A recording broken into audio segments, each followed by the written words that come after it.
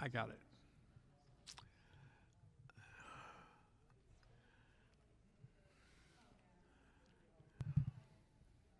All right, well, good afternoon and welcome to Wesley. For many of you, welcome back to Wesley for the second or third or fourth time today. It's been a wonderful day in the life of our church, and I want to welcome you now to our Wesley Fall Seminar for 2023.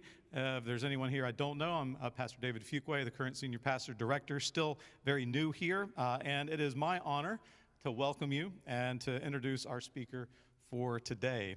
But before I get to that, while it certainly is my honor to welcome you and to make this introduction, credit for anything that follows after this. All of the hard work to make this seminar a reality, I think, belongs first to Ryan Larson, who spearheaded this and made it a reality for us.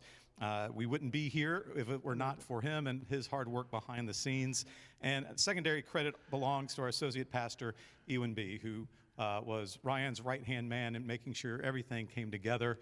We got promotion out and paved the way for this. So offer your thanks to both of those fine gentlemen as you have the opportunity. Our presentation today will last around 45 minutes or so, followed by a time of questions and answers. Ryan will be the moderator for that Q&A. We are live streaming this presentation, so hi and welcome to those who are connected by live stream or will watch this video at a later date. Because we're live streaming, if you have a question, we're going to bring the microphone to you because that's the only way the live stream folks will be able to hear what the question was, and it'll also help the rest of us hear that question. If you are on live stream and you would like to ask a question, simply write it in the comment section. We're monitoring that, and we will relay that question to the moderator. And if you happen to be shy, right, you don't want to talk into the microphone, or you think your question's dumb, and it's not, but sometimes we get a little shy, we have Connect cards that now have a dual purpose of being a question and answer card right there in the pew. Just write your question out and raise your hand, and Ryan will grab that and will ask that question on behalf of you. So I think that's all the preliminaries that we need to share, just so you know, and I look forward to that conversation at the end of the presentation. It's ironic that I am the one who is introducing the Reverend Dr. Paul Unger, because most of you in here know him far better and far longer than I have, but I get the senior pastor. It gets to be my honor. I get to do it. Reverend Dr. Paul Unger is an Illinois native, earned a Bachelor of Arts in Psychology and Sociology from Indiana University, an MDiv from Garrett Evangelical Theological Seminary in Evanston, and his Doctor of Ministry from Louisville Presbyterian Theological Seminary in Louisville, Kentucky. As an ordained elder in the United Methodist Church, now retired, but as all of us have served churches all over the place throughout central Illinois. Many of you know him best because he served here from 1977 until 1985 as director of the Wesley Foundation and senior pastor of the church, as if I didn't already have big enough shoes to fill. He went on to serve as district superintendent of the Peoria district, among other significant appointments. And wonderful resume, of course, and if he was a guest preacher, we could leave it there. But you may ask, why the fall seminar and why this particular topic? Well, in 1979, Paul purchased property along the Salt Fork River in Vermilion County near the route of the Trail of Death. And in 1988, his awareness of the Trail of Death grew during the sesquicentennial remembrances along that trail. He has, since that time, done his research by visiting the markers, by attending the ceremonial activities marking the Trail of Death from Danville to Quincy, along with the copious amounts of historical work that has been done. This past spring, he gave this presentation as an adult enrichment opportunity through Illinois State University in Normal as part of their Academy of Seniors and Morning with Professors programs. And he has had the occasion to offer various other presentations in Bloomington Normal. And so we are so pleased that you are here today to offer it to us. So it's our pleasure to welcome you back once again. Thank you. Thank you, Dave. Well, believe me, it's my pleasure to be here and to have a chance to talk with you about a growing interest of mine that occurred because of a church meeting that we went to. And they had a display table at the conference for Native Americans. And when we looked at that display table, we saw that we were on the map. And I'm going to show you that map. Maybe it's the next slide if we can. This is where the Trail of Death began, north of Rochester and Indiana. Came down, entered Illinois around Danville, and just between Danville and Sydney, we own a cabin and a little bit of land. And when I looked at this map, I said, this had to be in our backyard. They were desperate for water during this removal by Andrew Jackson in 1838, trying to get all the Indians west of the Mississippi River. And that meant the Potawatomi had to leave Twin Lakes. So following this trail and going to through our property, it would have been the place where they would have had water at what we call River Bend on the Salt Fork. Consequently, we were drawn to more understand this story and what it had meant in 1838. I thought that we might begin with just a moment of land acknowledgments. If you're familiar with now many presentations that deals with the Native American heritage and land, there's just a moment in those presentations when you remember that this land belonged to others before it belonged to us. And that land presentation, I think it's listed just here, a few of the Native American tribes.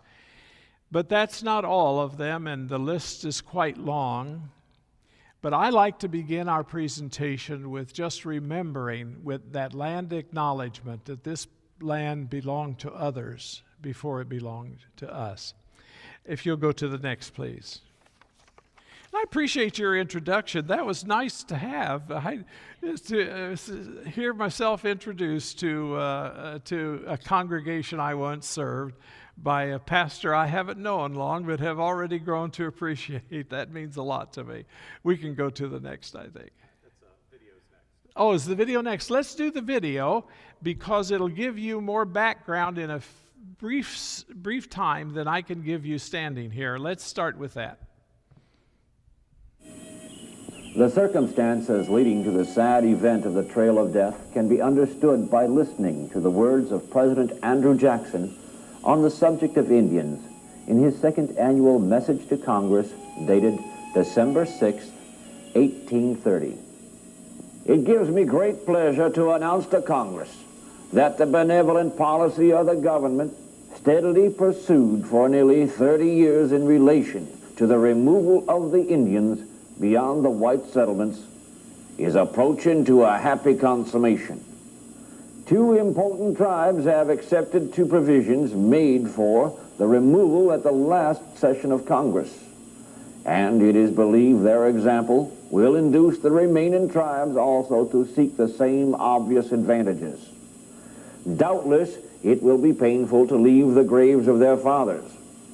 But what do they do more than our ancestors did, or their children are now doing? At a treaty made on the banks of the Tippecanoe River, October 26, 1832, in Indiana, the U.S. commissioners had reserved 22 sections of Indiana land to the Potawatomi tribes of Menominee, Natake, and Muchkatamowe, and Papineau.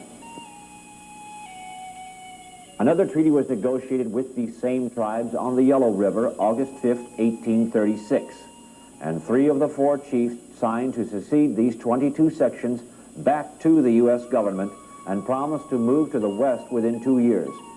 Chief Menominee refused to sign the agreement and sell his land. In 1837, a French Catholic missionary named Benjamin Marie Petit came to minister to the Potawatomi. He was 26 years old, well-educated, and loved his work among the Indians. From his collection of letters, he states, These good Indians have given me their confidence so entirely. They surround me with so much filial attachment that it is only by weeping and rending my heart that I tear myself away from their touching farewells, carrying off in my heart something of the settlement and sentiment which I knew for the first time 2 years ago when I left my mother and brother. Pettit tried in vain to stop the forced evacuation of the Potawatomi tribe, but had no success with the government.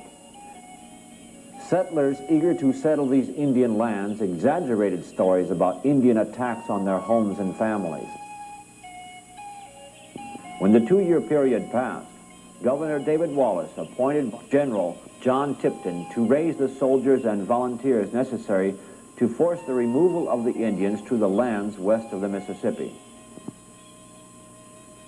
Influenced by these exaggerated reports of Indian conduct, Tipton had no problem raising volunteers to conduct the removal of the Indians.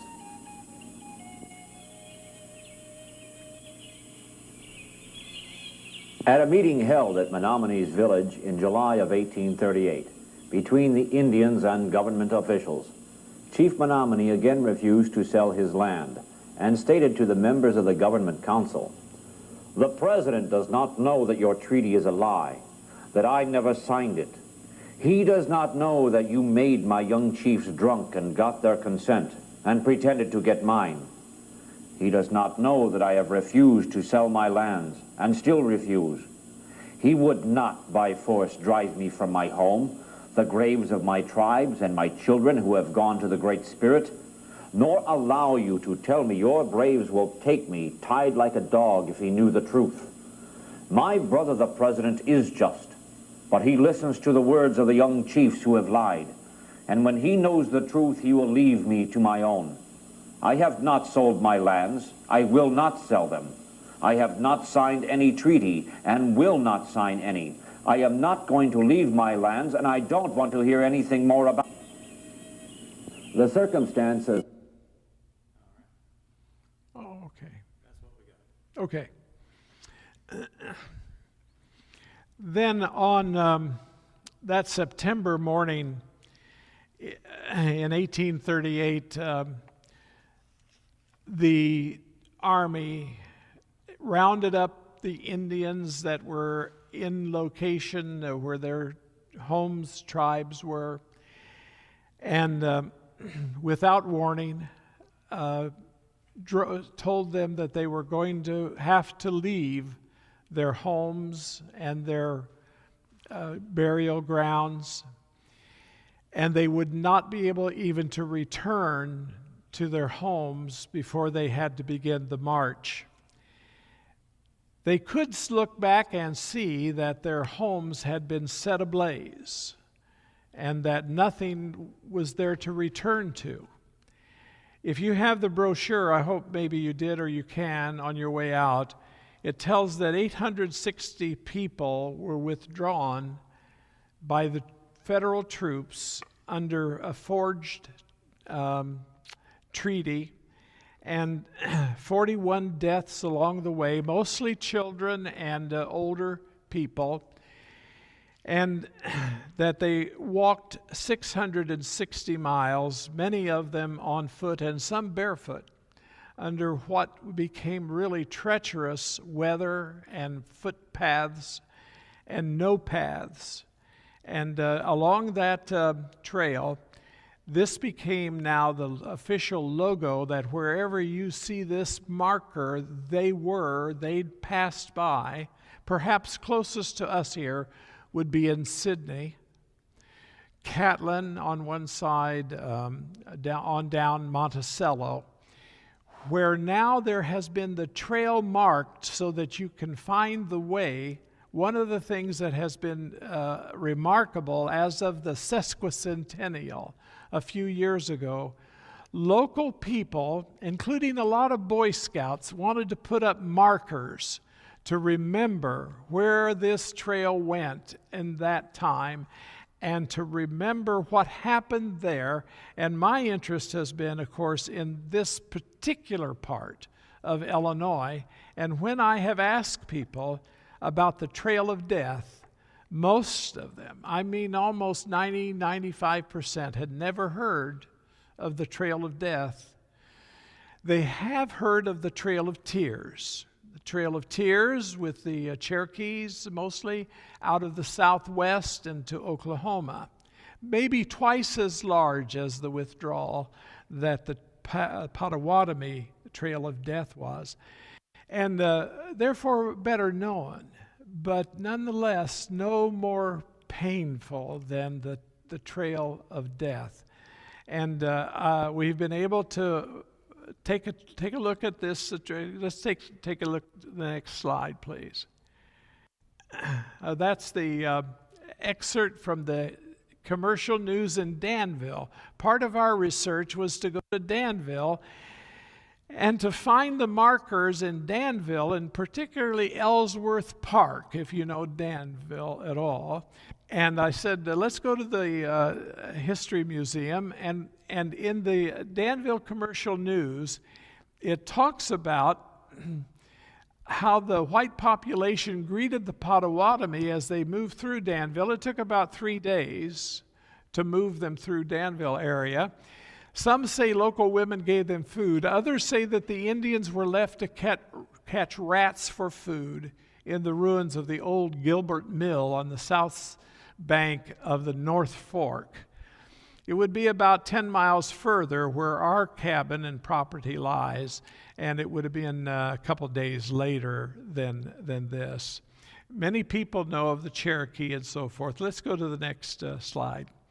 In Danville and in Ellsworth Park, they have this marker. It resembles an arrowhead for Indian arrowheads, and so the marker is to resemble that. And then that happens to be myself standing by the marker, and that was dedicated in Danville, May 13, 1990. What's really remarkable about our time now is that these markers and these recognitions have been brought forward so that people who did not hear and do not know the story now begin to know the story. Some of you have said, perhaps you do, Sydney. You said in Sydney they have something about that at the schools. The closest marker perhaps to us is along the road between Sydney and Catlin, and if you drive slowly enough, you can see a sign that says road marker ahead, historical road marker ahead, and it will be a smaller marker than this one. But here and there along the way, now the story is remembered and told. Go ahead. This is what it says, I guess, at that marker. The first point of encampment in Illinois on the march westward was near the North Fork River in Danville. This monument is to commemorate the hardships, deaths, and humiliations the people suffered during their forced passage. I understand that the primary reason to drive the Native Americans west was to get the land in order to farm the ground. And it was seen as a right of the white people to come and to farm their land, to take their land, and to farm their land. Next, please. The church is well represented on this trail. I mean, in a positive way. The Catholic Church, and under the leadership of Father Benjamin Pettit, found a kinship along this march in which he would become the advocate, the interpreter. He would become the one who would relate to them most intimately, and with burials when their people died. He would do baptisms when there were births. And every occasion that he had opportunity, he was so loved by the Native Americans, by the Potawatomi, that they named him Little Duck, and that was his name, and he loved it. And he had a horse named Pierre. And his theology was that when Pierre died along the way, he let it be known that he hoped that heaven had a place for horses, because he certainly wanted to be reunited with his horse Pierre. But this was a positive, strong relationship between the church, particularly now the Catholic Church, with Father Benjamin Pettit. He walked all the way with them to Kansas and died soon after and was buried back in Indiana. I think he was the age 27. He was a very young man, but well remembered. This is a picture by George Winter, who was an artist during the time of the march. And one of the things that George Pettit was able to do was to describe what he drew. And in this particular picture, he drew the orderliness, so to speak, of the withdrawal and how it proceeded with the army troops ahead, and then the officers ahead, and then the Native Americans, and then the wagons that followed. But all along the way, those troops that would plod the Native Americans to keep up, keep going, walk faster, and so forth. It was really a terribly difficult trail. That's why it was then named 1910 in a book named The Trail of Death. Okay. In the meantime, certain well-known people became famous, not because they were Potawatomi, but looking back on it, they were Potawatomi. And here's one of a more recent vintage that you may recognize. I'm going to ask you if you know who that is. You know? And who is it? Who? I can't hear. Olympic champion. And his name? Jim Thorpe. Okay. And one of the things that we know about Jim Thorpe was that he played professional football and I think baseball, and he played in Pine Village, Indiana, in a national competition there, I think in football. And Pine Village is not so far away from where we are now, just across the line in Indiana. And I like to tell about Pine Village, only this: it's such a small town that when you enter into Pine Village, they have a sign along the street that says the next 10 exits are Pine Village. Well, they're little streets that go off to the side, but they're quite proud of their heritage and quite proud that Jim Thorpe is one of those who represented the Potawatomi. He helps us bridge the past with the present. I won't leave the past entirely, but I did want to say a word about the kinds of things that we're now discovering and remembering and telling, so that we can connect with the story that came before us. Okay. This is the sign that you'll find along the way. The logo of the Indians with a papoose and then a hawk in the air. But this is the logo. And so when you travel, there are, I forget how, maybe as many as 100 signs along the way. I think in Monticello there are 2 signs. I believe one of them is just north of the Dairy Queen, as I remember, in Monticello. Okay. Now, one of the things that's been extremely important has been that local towns and locations have made apologies, official statements about being sorry for the way that the Native Americans were treated. And I thought I'd read you just this one from Indiana that was made, I guess they have his name here, not someone I know, but you can see his badges, and he's identified. I wear a badge, by the way, that I'll tell you about just a bit. That's just 2 months old because it was given to us in Homer, Illinois, by Potawatomi. But this recognition By the state of Indiana, in the year 2017, citizens of the state of Indiana drafted and signed an apology to the Native American Indians, as they put it, for being forced to leave Indiana. And it reads like this: whereas, therefore we, the citizens of Indiana, on behalf of Indiana, do issue this formal apology to the Native Americans whose ancestors were forced to leave Indiana. We ask for your forgiveness and pledge to tell the story of this tragic part of our state's history, so that the suffering of your people may not be forgotten. That's part of my interest as well, is to repeat the story in such a way that it becomes familiar and that we're able to say a word in appreciation for what we as white people caused to happen only less than 2 centuries ago.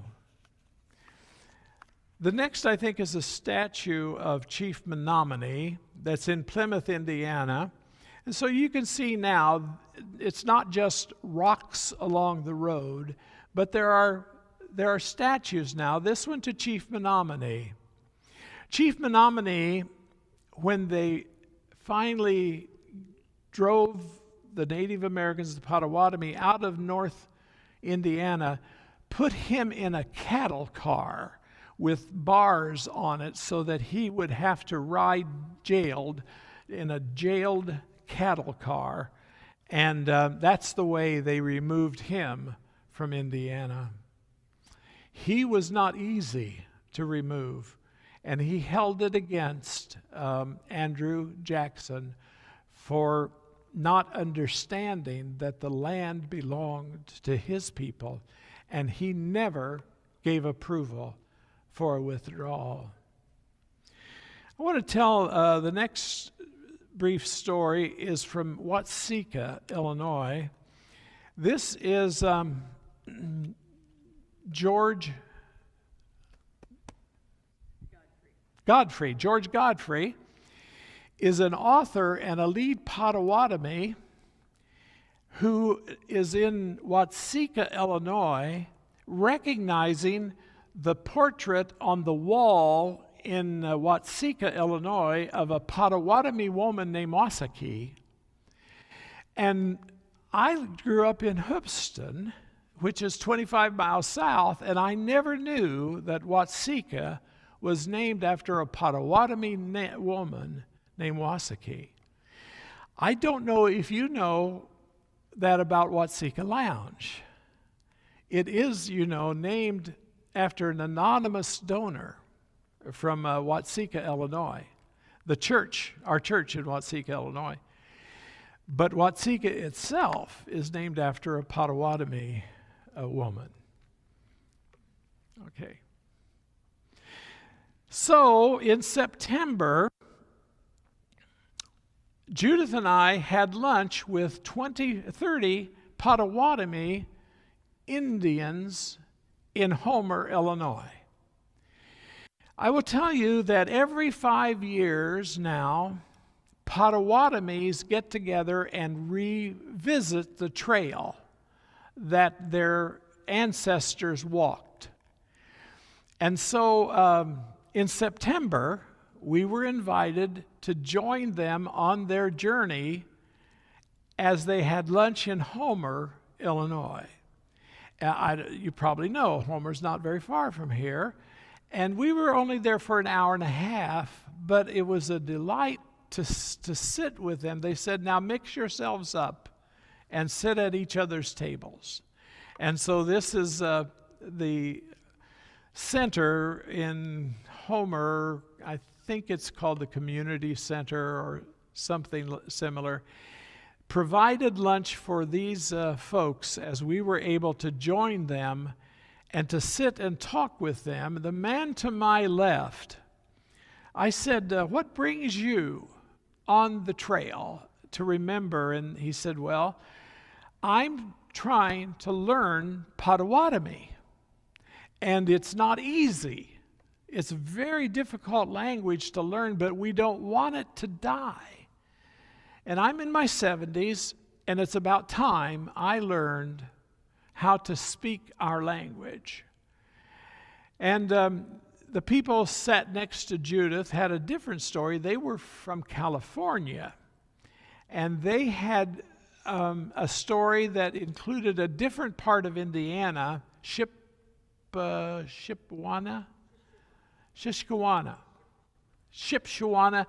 His people were from there, and he says, we were a part of the Potawatomi people, and we want to get in on the story too. There's an attraction to the story to try to tie the history of the people of the present to the hardship of the story of the past. Let's see where it goes. Well, this is me with George, and Judith, what's his last name? George Godfrey. So I said to George, I have 3 of your books. He said, you need 4 more. That's what he said.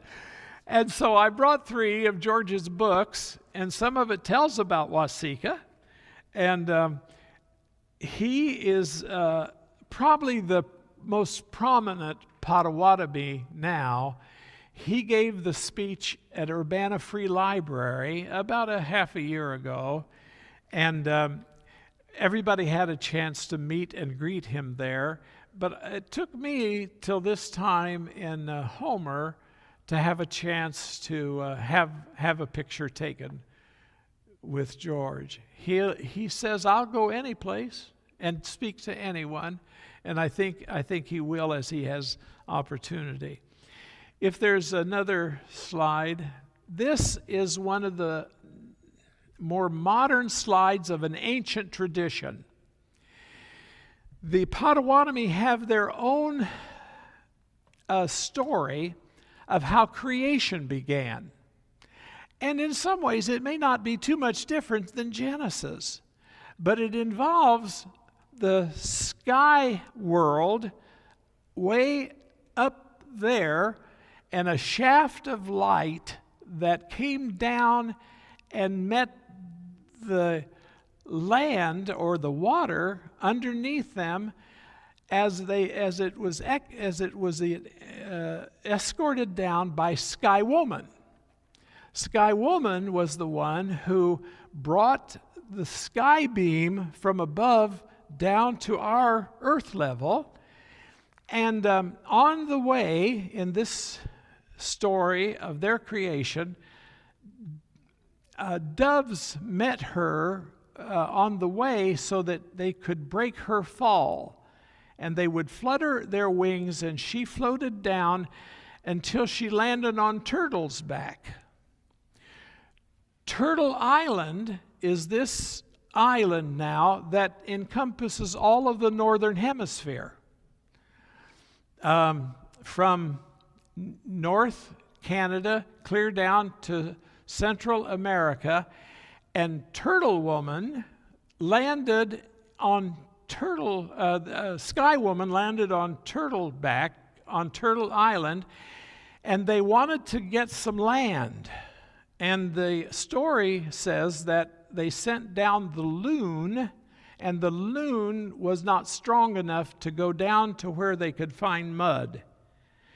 And they sent other animals as well until they sent down a muskrat, which was the tiniest and least likely of any animal to be able to go down to what's under the water to see if they couldn't find mud to put on Turtle Island so it could become land. And when muskrat came bubbling back up, long time later, he had no motion left in him, nor life left in him, but they found clutched in his hand mud, and they put the mud on Turtle Island's back, and Sky Woman danced on the back of Turtle Island until it spread the mud over all the northern hemisphere, including where we are now. And that gift is recognized, as they tell it, in ceremony, so that they will not forget it. And when they do their dance and when they make their music, it is to be reminded of this story of how creation came to be because of the gift of the Potawatomi people from the beginning of time.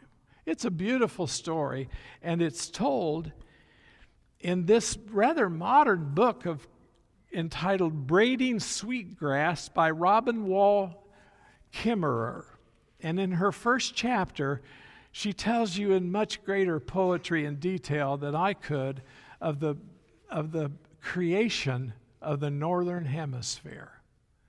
Well, this is a powerful, wonderful story that I call the possibility of hope. We come out of a great deal of pain by what we caused, the people who were here before us, and by what they now bring to us as a way of reminder of where they came from and what they gifted us. And we have the privilege of learning now more about this tremendous heritage that I just simply am happy to have been a part of receiving enough of the story that I can pass it on, a little of it anyway. I don't know if there's another, that's the end of my slides. So if we have some, I think Ryan has the microphone, and we'd like to use the microphone because people who are attending online can hear the questions better.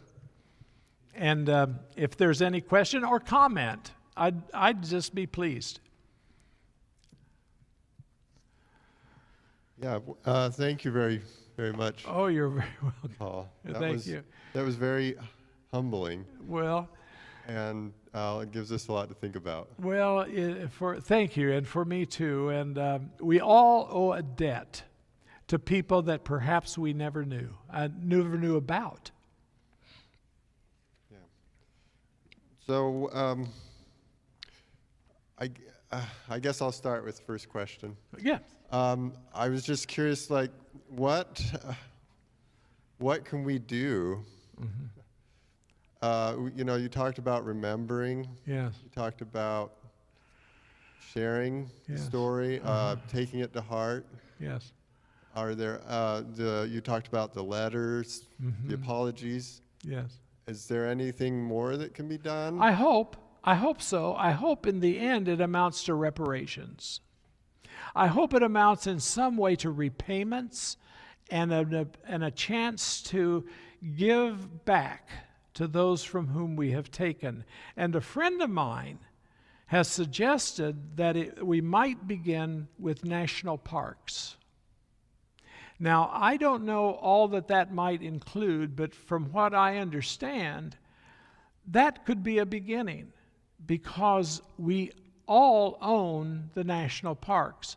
What if we began to examine and understand ways that we could re-entitle some of the national possessions, national parks that we have, and that we could give back? I have not done a lot of study of it, but I think it's worth considering. I like the word reparation. Mm-hmm. Yeah. Okay.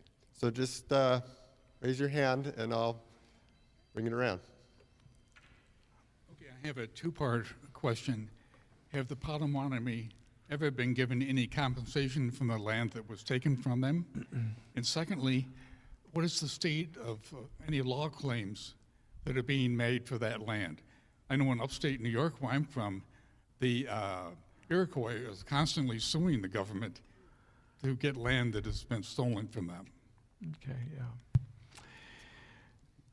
I know that there are reservations, And the reservations include the land in Osawatomie, Kansas, that now belong to the Potawatomi, as do other parts of lands in other places, including, I understand, in Oklahoma. I do not know the scope and the story of that. I do not know about lawsuits. I hope to learn more, but I'm a new person to the studies, and I'd be glad for what you know if you learn. David just sent me some information last night about some work done with the Potawatomis in Oklahoma and through the United Methodist Church and in prisons, ministries, and so forth. We have a lot of catching up to do, but I do not know of lawsuits, and I do not know of much land transformation, so I'm sorry, don't know. David has his hand, so maybe he can help us here a little bit. Yeah. Just a quick comment. If you do a little checking on the legal reimbursement, an example would be the Miami tribe from Indiana. During the years we lived in Oklahoma, a lawsuit between the Miamis and the federal government was settled, and each living descendant of the original Miami removal was reimbursed. Good. It's a little bit of an irony, though, because they were reimbursed at the rate, at the value of their land at the time they were taken. At the time, yeah, of the But removal. it is at least a gesture. Okay. So there's an example. Yes. I will tell you this, it's been difficult for the United Methodist Church to know how to handle Native Indian concerns and rights, because the fact is we have disapproved of gambling, but casinos have thrived. And we find now that some of the greatest income and business is in gambling, which we oppose. And so we've been hard-pressed to know how we ought to talk about it with clarity and without hypocrisy. Yeah.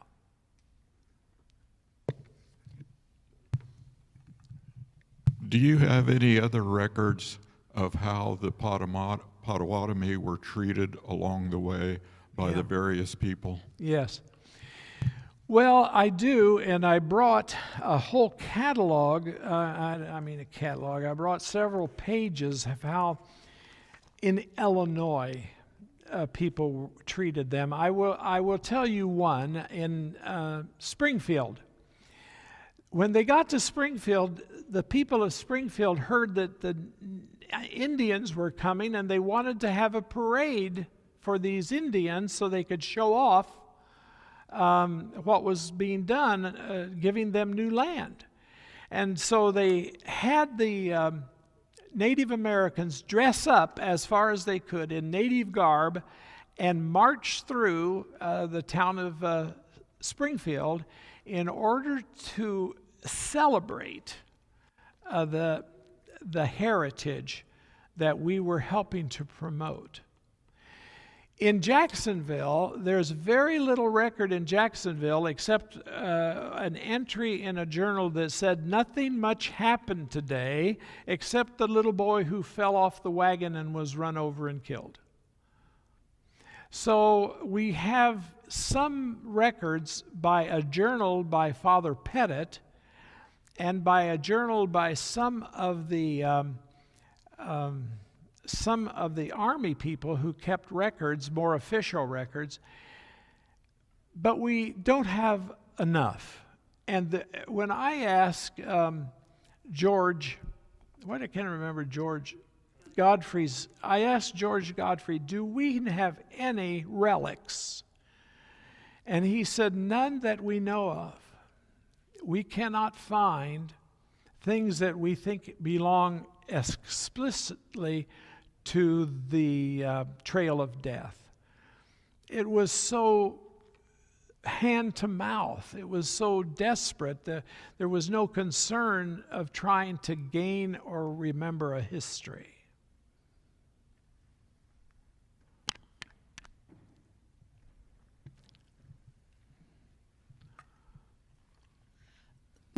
Most of you are probably aware, but you talked about changing names. A lot of places out west have changed to use now whatever the local Native American name was for something, a mountain, for example, Denali, Yes. and places like that, because they realize that it's not it's not Mount McKinley. It's not the president's thing.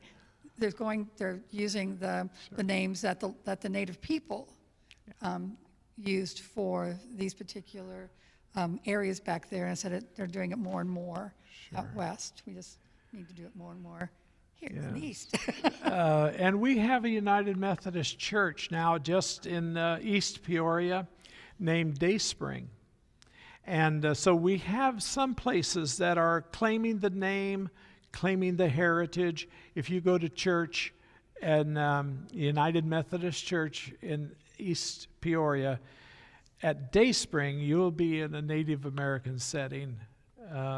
And so there is a reclamation of some of the stories, some of the names, and whatever we can do, I think, to reclaim is good. Yeah, there's some things. Devil's Tower in Wyoming is a big place for climbing. Okay. But it's also a sacred place for the Native American, and so there's a lot of tension between the people about how that area is used. Because the climbers don't see there's any problem whatsoever in climbing this. We need to be careful of the tribal heritage and sacred rites that are performed, the burial grounds that are established. We need to treat with care that which is still there.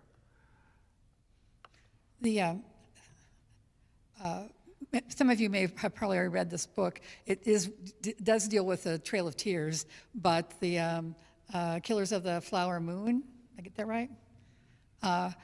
Which has to do with that. And it's like the government never stopped.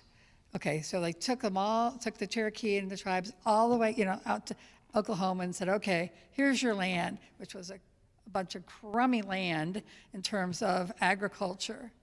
And then cars were developed, and they needed fuel. And my gosh, there's oil in Oklahoma. Okay, yeah. Uh-huh. And so the people that lived on the reservations there, per capita, at one point were the richest people in the world. Really? Because of all that oil. But again, it's like, okay, yeah, we put you in this terrible land, it's yours, do whatever. And then when it was found out to be very useful, wealthy land, rich land, started all over again with doing things to, in this case, they found it just simpler to murder people in order to get access to the land, so it just never stops. Never stops, yeah, thank you.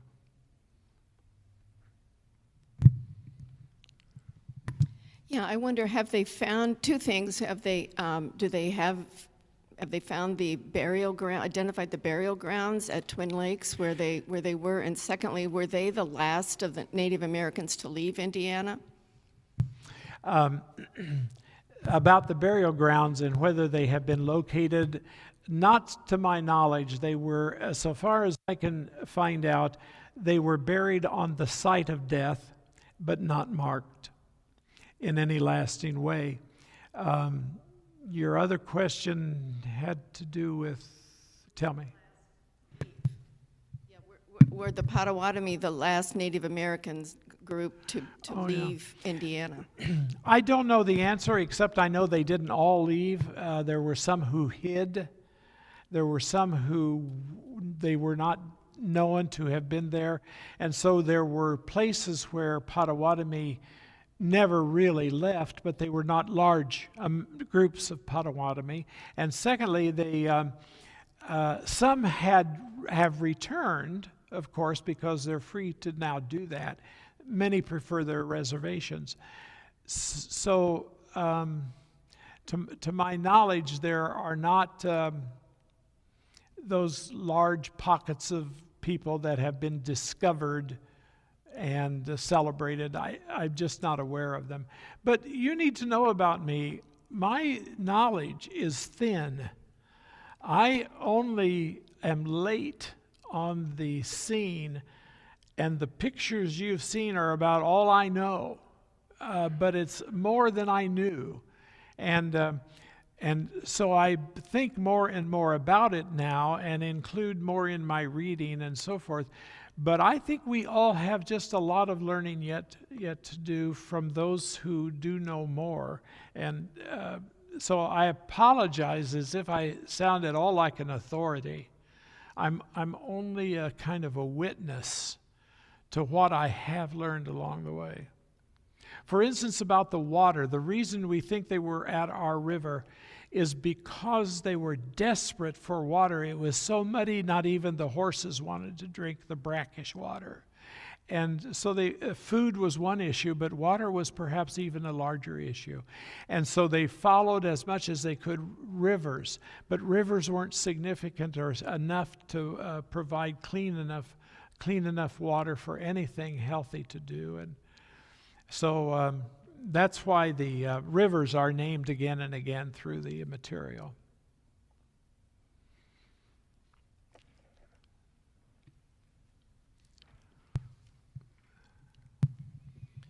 It just occurred to me a few minutes ago, looking at that map, that somewhere back in the 1990s, I attended a National Muzzleloading Rifle Association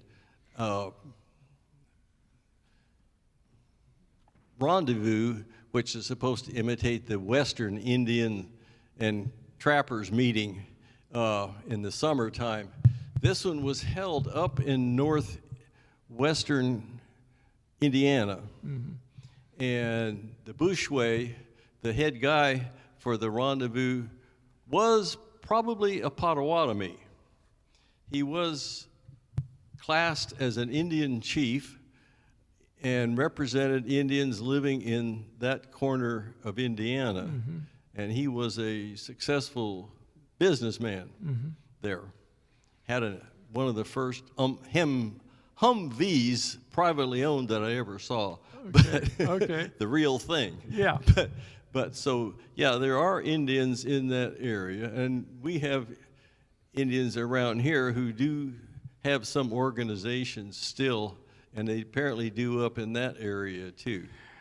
I think there are more and more Native Americans around us, cities where there are populations, and there is some, not reclamation of the land, but just simply moving into home territories.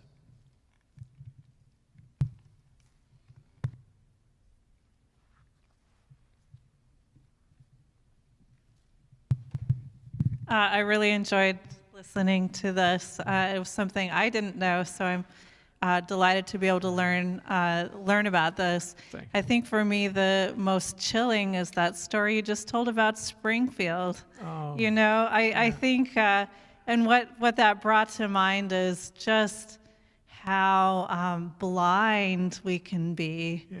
You know, we can assume that we're doing things for the right reason, that we're going to help them, we're going to move them, they're going to be better off.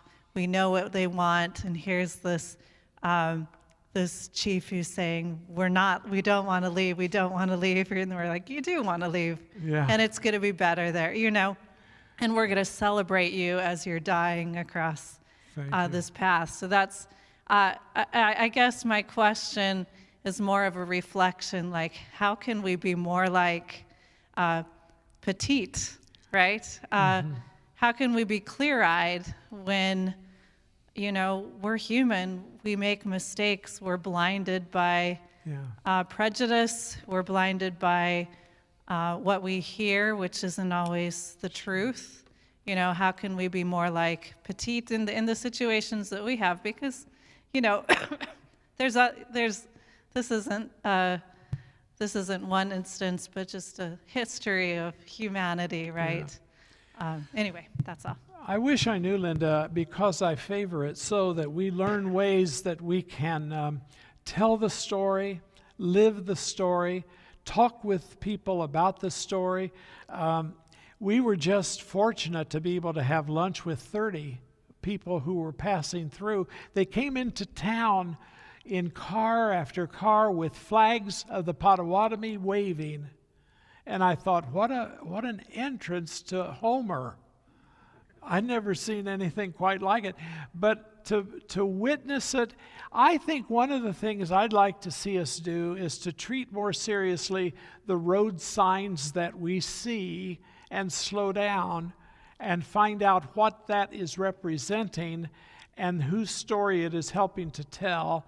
And often the road signs will show a little information about it. But to gather, as we have here today and at Urbana Free Library not long ago, to learn more about the story that we can then represent with some enthusiasm and affinity. And outside of that, as there's legislation perhaps that can reflect righting the wrong, I like to support that, and I don't know enough about it. But I think there is some protecting the lands that are assigned and part of reservations from further exploitation. I think we're about out of time here, right? I don't want to impose. Yeah.